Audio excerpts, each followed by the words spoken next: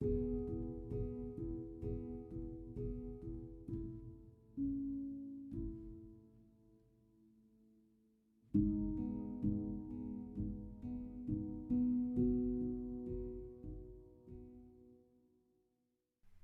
and welcome to Dissecting Philosophy with Dr McDonald.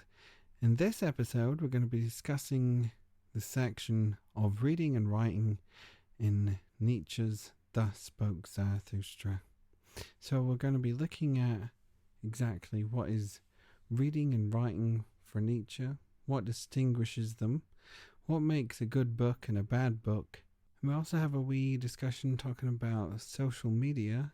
And through this section as well, we have Nietzsche wanting us to unleash the creative beast, basically, within us. And how exactly do we go about that? So let's get cracking into this fabulous wee section of reading and writing. Of all writings, I love only that which is written with blood. Write with blood, and you will discover that blood is spirit. It is not an easy thing to understand unfamiliar blood. I hate the reading idler. He who knows the reader does nothing further for the reader. Another century of readers, and the spirit itself will stink. That everyone can learn to read will ruin, in the long run, not only writing, but thinking too. Once spirit was God, then it became man, and now it is even becoming mob. He who writes in blood, in aphorisms, does not want to be read. He wants to be learned by heart. In the mountains, the shortest route is from peak to peak. But for that, you must have long legs. Aphorisms should be peaks, and those to whom they are spoken should be big and tall of stature. The air thin and pure, danger near, and the spirit full of a joyful wickedness. These things suit one another. I want hobgoblins around me, for I am courageous. Courage that scares away phantoms makes hobgoblins for itself. Courage wants to laugh. So straight off the bat, we have Nietzsche providing us with a difference between writing and reading. On the one hand, he says, what's written is written with blood.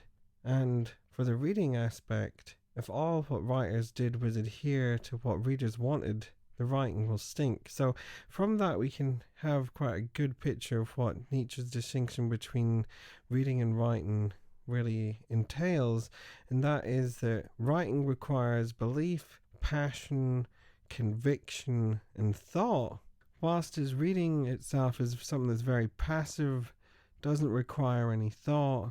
And what you do is you absorb another person's passions and beliefs in the process of reading them. And it's almost in a way that we become so caught up and almost enamored with an author and in what they say, or really passionate about a series of novels such as Lord of the Rings or Game of Thrones recently. They become so caught up between the whole world building and another person's passion and convictions and what they're giving you. But at the same time, what's lost is you in that aspect. Is you're so caught up in someone else's world that you're forgetting all about your own world in the first place. I think that's quite an important point, is that we can be so caught up at times enjoying different people's perspectives, different ideas of things. We can lose at times our own sense of ideas and what exactly is our own opinion and our own idea about that. And we touch upon kind of a deeper sense of what Nietzsche has in relation to thought here, that thought requires us to have a struggle with ourselves and no longer be just this passive person who likes to absorb and suck in and casually go by with someone else's opinion. When it comes to our own thoughts and ideas, we actually have to have an immense struggle just to actually think for ourselves here and form our own opinions.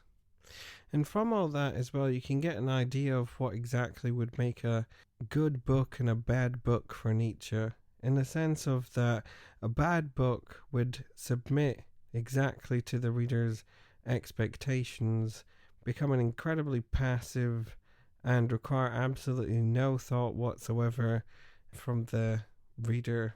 It's just a nice little enjoyable read that you can just casually have whilst enjoying a nice cup of tea and a biscuit and a nice sunny relaxing afternoon. It's sort of like a novel or a book that's written in a sort of paint by numbers aspect. And it's quite a good term, that of paint by numbers, because it's exactly what Nietzsche means. It requires absolutely no thought. And you have those wonderful painting books that you just simply fill in the blanks of whatever color it tells you to fill in. And there's absolutely no thought process that goes into it whatsoever because it's already done for you.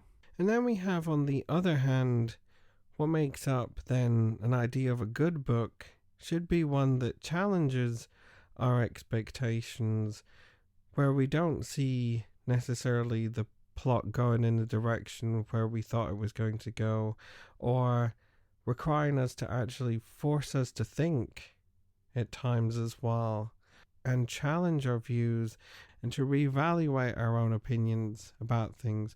Those are the good books in which it doesn't adhere to the norm and it doesn't adhere to society's view of things necessarily, but forces us to challenge and reconsider how we think and challenge those norms. Those are the good books, because it requires us to think, actually requires us to engage with the material, actually requires an effort on our part. And again, what the problem is that effort is usually considered to be quite a negative thing, because what we like on the one hand is being quite idle and passive about things. We don't like things that normally try to challenge us and rock the boat. We like just having that cup of tea, relaxing in the garden with a wee book. But Nietzsche's like, well, every now and then we need those books, and those will be the books that'll be the cream of the crop, that'll rise to the top, as they say, the books that'll hold over time. Why is that the case? Because those are the ones that challenge us, the ones that force us to think, are normally the ones that also are making a point and a challenge to how we think at a given time period as well. And this is where Nietzsche goes into his own stylistic choice of an aphorism, in which we have those famous, even just couple of sentences at a time is an aphorism. And we have some of the famous ones, of course: a predicate of war, what does not kill us makes us stronger. But also the reason why he says here he's chosen aphorisms, it's not something that's passive, but actually requires us, forces us to think about exactly what he's saying. Is almost at times you get this in Zarathustra as well, in which you do have this quite obscure metaphors and so forth, like we have right in this section, talking about hobgoblins, and you've got to really try and think, what exactly is he saying here? This seems so obscure, but the more that you think about it and the more that you discuss it and so forth, the more it starts to become clear. And that's also what Nietzsche is saying here in terms of reading. Everything's just given to us, but actually if it forces us to think about things and just doesn't give everything to us, we get so much more out of it as a material and as a book and exactly what it's trying to say.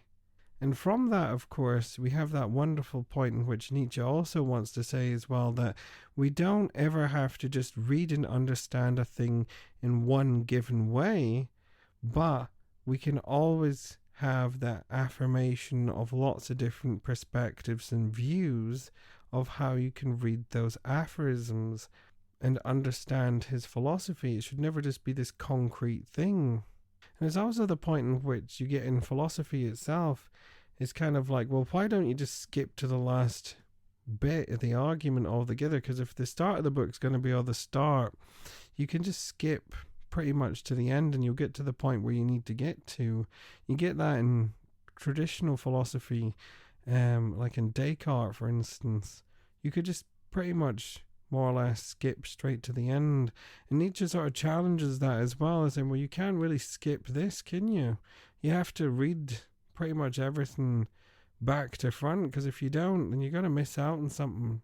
And a wee thing that you do miss out on might be just those couple of sentences that completely just take you aback and force you to rethink everything. So that's also another really interesting, deep point, isn't it? As well, Nietzsche's saying here that normally we forget about those little things that goes on within books, like those couple of sentences. But then we think, by God, sometimes all what it takes is just 2 or 3 sentences that just make the entire chapter or the entire book sometimes that you were reading, because those are the ones that you're really enticed with in the first place. Continuing on, I no longer feel as you do. This cloud which I see under me, this blackness and heaviness in which I laugh, precisely this is your thundercloud. You look up when you desire to be exalted, and I look down because I am exalted. Who among you can at the same time laugh and be exalted? He who climbs upon the highest mountain laughs at all tragedies, real or imaginary. Untroubled, scornful, outrageous. This is how wisdom wants us to be. She is a woman and never loves anyone but a warrior. You tell me life is hard to bear, but if it were otherwise, why should you have your pride in the morning and your resignation in the evening? Life is hard to bear, but do not pretend to be so tender. We are all of us pretty fine asses, and asses of burden. What we have in common with the rosebud, which trembles because a drop of dew is lying upon it. It is true we love life, not because we're used to living, but because we're used to loving. There's always a certain madness in love, but also there's a certain method in madness. And to me too, who love life, it seems that butterflies and soap bubbles, and whatever is like them among men, know most about happiness. To see these light, foolish, dainty, affecting little souls flutter about, that moves Zarathustra to tears and to song. I should only believe in a God who understood how to dance. And when I beheld my devil, I found him serious, thorough, profound, solemn. It was a spirit of gravity. Through him all things are ruined. One does not kill by anger, but by laughter. Come, let us kill the spirit of gravity. I have learned to walk. Since then I have run. I have learned to fly. Since then I do not have to be pushed in order to move. Now I am nimble. Now I fly. Now I see myself under myself. Now a God dances within me. Thus spoke Zarathustra. So initially we have that discussion on wanting to be exalted, and we can relate that into when we want our opinion or view, and then wanting that to be accepted and validated by others. And we could have a good example here in which people live vicariously through wanting to be validated and accepted by others and their opinion through social media. Is quite a great example in which you say, well, take a little picture of a coffee or what you've eaten, and then you almost want that to be validated by someone else or a collection of people to say, well, actually, yes, what you had to eat, what you had to drink, what you purchased was actually a great purchase. Good for you. And then we, of course, have that horrible tie-in in which then all the corporations and so forth are like, when you use this product, please show it on social media that you take a little picture and use this hashtag. And then it's free advertising, and then everybody, of course, then joins in with the whole herd mentality of, yes, it is a great product, isn't it? Whilst all the corporations and so forth just rub their hands together gleefully at the same time because it's all free advertising. In Nietzsche's view, you get as well when you have that wonderful line, you look up when you desire to be exalted, and I look down because I am exalted. And it's that point in which you have in social media people looking up all the time, wanting to be exalted, wanting to be validated through their opinions. But at the same time, what Nietzsche is trying to say, well, your own opinion is validated. Your own view is validated. You don't need other people to validate your own opinion about things. Your own view is absolutely fine because it's a subjective view. What you need to do is have the power and conviction and belief in your own thoughts rather than for somebody else to tell you that your thoughts are okay to have. For instance, you could go into the social media example. Did you enjoy the drink? Good. Then you enjoyed the drink. You don't need somebody else to go and then tell you you enjoyed it because you know you enjoyed it yourself from your own experience. And so we have sort of rounding off the discussion for reading and writing section here. This relation into donkeys and being burdened. And also that relates back into the earlier discussion as well of the three metamorphoses and the camel and the burdens and weights upon society that we have as being a burden and weighing us down. We have that return back here again, how the herd mentality, social norms and so forth are weighing us all down. That forces us to not be writers, not be thinkers. And what he says there, what ultimately should we do? Kill the spirit of gravity. What does that mean? Kill the burden, basically, that's weighing us down. And when we do that, we have that nice, beautiful line as well. What happens is then you have that possibility of creation without burden, without being weighed down from expectations, weighed down from the norms. And what happens is he says, a God dances within me. You're free to create, basically. You're free to have your own opinion. You're free to validate your own thoughts. You're free to create. You're no longer this passive, submissive person who doesn't have their own beliefs anymore. You've precisely turned into the opposite of that. Someone who has beliefs, passion, thought, and conviction. And so really is Nietzsche then arguing that there's a preference for reading over writing or writing over reading. And I don't think that's the case, ultimately. I think what he's trying to say is that writing requires belief, passion, conviction, thought, and then that in turn can make us great readers because then we can absorb somebody else's passions, beliefs, but also have the ability to always take what they say with a pinch of salt and always be critical of what they say, but at the same time enable them to challenge our own views, challenge our own opinions. And we never want to just become this passive, submissive, either writer or reader. One that completely just gives into the stereotypes or tropes and gives into the expectations. And on the other hand, completely accepts another person's viewpoint at face value. And I thought what would be a nice wee complimentary reading as well and discussion for this episode is a great wee article called Nietzsche's 10 Rules for Writers, penned in a letter to his lover and muse, which is Lou Andreas Salome, who is the first female psychoanalyst who also corresponds with Freud about human nature.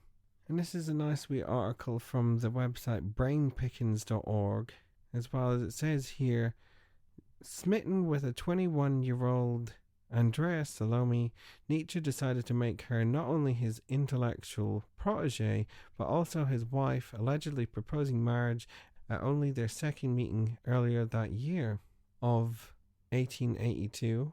Despite Salome's rejection of his romantic advances and subsequent break in the friendship, she retained a lifelong respect for his mind and work. So we have this wonderful sort of 10 points that Nietzsche gives Salome there. And it's written between August 8th and August 24th of 1882. So let's have a little reading discussion of these 10 rules as we go along. Number 1. Of prime necessity is life. A style should live. Number 2. Style should be suited to the specific person with whom you wish to communicate. So for these first 2 points, it's quite easy to understand as well. A style shouldn't be quite boring to read. It shouldn't be bland. It should be lively. It should be enjoyable to read. And then you want to write according to whatever is the correct discipline or style that's appropriate to who you're writing towards. So a scientific approach will write towards whatever scientific style it's within. And that'll apply across board as well. If you're going to write towards somebody who's academic, that's going to be different from somebody everyday, and so forth. So moving on then. Number 3. First, one must determine precisely what and what do I wish to say and present before you may write. Writing must be mimicry, which is a great point towards anybody, of course, that you have to plan your argument as well. You've got to plan out exactly what you want to say. So a great plan will help the overall argument because you've got down exactly what you want to say and it structures what you want to say. Point 4. Since the writer lacks many of the speaker's means, he must in general have for his model a very expressive kind of presentation of necessity. The written copy will appear much paler. Which is, again, we have the actual preference of a speech over writing here because you can have so much more expression, so much more life and vivacity is a good word, in towards speech over writing, in which writing's got to make up for it. He's saying here, in the use of expressions such as exclamation marks and so forth that he uses as well, that all makes it much more expressive and lively on paper, to make up for the lack of that ability of being able to talk it. Point 5. The richness of life reveals itself through a richness of gestures. One must learn to feel everything. The length and retarding of sentences, inner punctuations, the choice of words, the pausing, the sequence of arguments, the gestures. And so that's just a great point in which you've got to make sure that there's a good rhythm towards the overall thing which you're trying to say. Point 6. Be careful with periods. Only those who have long duration of breath while speaking are entitled to periods. With most people, the period is a matter of affectation. So that's a good stylistic point as well, just to make sure you're putting your full stops in the right points. Point 7. Style ought to prove that one believes in an idea. Not only that one thinks it, but also feels it. And I think this is a really crucial point here as well, is that whenever somebody is arguing for a given point, if you don't believe in what you're saying, it'll read absolutely rubbishly, even on an unconscious level as well. It's got to have that belief, passion, conviction, exactly what he says in Zarathustra as well, for what you're going to project towards the audience or project towards the reader as well. And then you can feel basically that person's conviction once you read it as well. Point 8. The more abstract a truth which one wishes to teach, the more one must first entice the senses.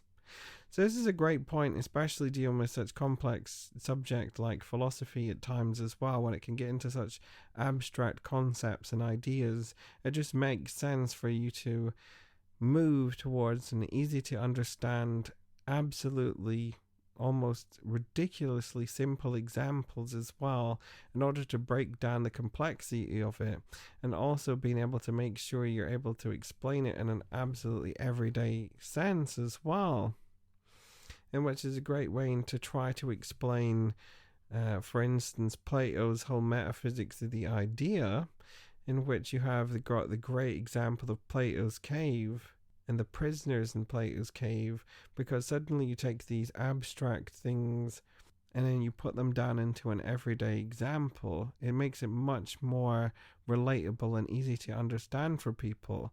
And that's that point as well. If you're going to say something that's complex, make sure people are going to be able to understand in a simple and easy way. Point 9. Strategy on the part of a good writer of prose consists of choosing his means for stepping close to poetry, but never stepping into it.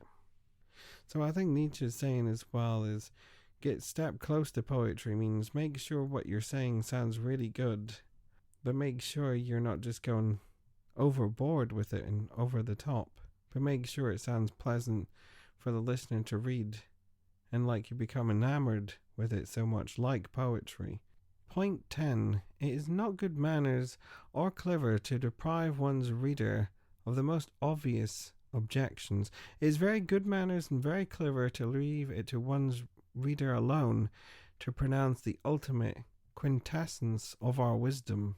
So it's a good point as well, whenever you're writing, to raise the most obvious objections to it as it comes to you, in order to try and then show how a counter argument can be made to what you're trying to argue for. But also he's saying here, well, you're not going to answer absolutely every problem that you can think of. In fact, it's good to answer the obvious ones you can think of, but always leave it up to the reader to try and think of the ultimate problems for themselves with what they're reading. And so we have a great quote as well from the article from Brain Pickings that will nicely end us off for this episode, in which Salome remarks upon quite beautifully her thoughts of Nietzsche's aphoristic style that he has. And this is what she says: to examine Nietzsche's style for causes and conditions means far more than examining the mere form in which his ideas are expressed. Rather, it means that we can listen to his inner soundings. His style came about through the willing, enthusiastic, self-sacrificing, and lavish expenditure of great artistic talents, and an attempt to render knowledge through individual nuancing reflective of the excitations of a soul in upheaval. Like a gold ring, each aphorism tightly encircles thought and emotion. Nietzsche created, so to speak, a new style in philosophical writing, which up until then was couched in an academic tones or an effuse poetry. He created a personal style. Nietzsche not only mastered language, but also transcended its inadequacies. What had been mute achieved great resonance. Many thanks for listening to the episode. I hope you enjoyed my little discussion of the section Reading and Writing in Nietzsche's Thus Spoke Zarathustra. Feel free to drop me an email at my address dissectingphilosophy@gmail.com, and I can be also found on Twitter at IamARubberman. Many thanks for listening, and I hope you join us next time.